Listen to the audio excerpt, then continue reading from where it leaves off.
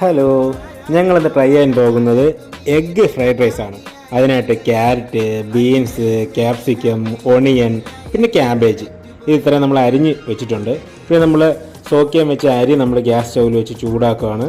അതിനോടൊപ്പം തന്നെ അടുത്ത പാനിൽ നമ്മൾ ബീൻസ് ഇട്ടു, പിന്നെ ക്യാരറ്റ് ഇട്ട് നെയ്യിലായിട്ടോ നമ്മളിത് ചെയ്യുന്നത് മിക്സ് ചെയ്തുകൊണ്ടിരിക്കും. പിന്നെ ഇപ്പോൾ മിക്സ് ചെയ്തതിന് ശേഷം ഒന്ന് ജസ്റ്റ് ഒന്ന് അടച്ച് വെച്ച് ഹോൾഡ് ചെയ്ത് പിന്നെ നമ്മൾ ഒണിയൻ ഇട്ടു.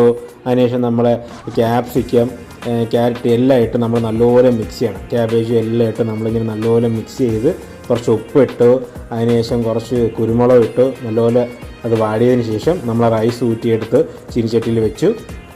നമ്മളതെല്ലാം അവിടെ മിക്സ് ചെയ്ത് പിന്നെ നമ്മൾ കുറച്ച് മുട്ടയാണല്ലോ, എഗ്ഗാണല്ലോ അതിൻ്റെ മെയിൻ ഐറ്റം. എഗ്ഗും റോസ്റ്റ് ചെയ്ത് എൻ്റെ മണ്ടയിലിട്ടു. അവസാനം അത് നല്ലപോലെ അങ്ങനെ നല്ലപോലെ മിക്സ് ചെയ്യുക. മിക്സ് ചെയ്യുമ്പോഴാണത്തേക്കാണ് ഇതിൻ്റെ അത് നല്ലപോലെ ആ ഫ്ലേവറും കാര്യങ്ങളൊക്കെ വരുന്നത്. Okay, thank you. എങ്ങനെയുണ്ട് കണ്ടിട്ട്? ഞാൻ കഴിച്ചു. സൂപ്പർ.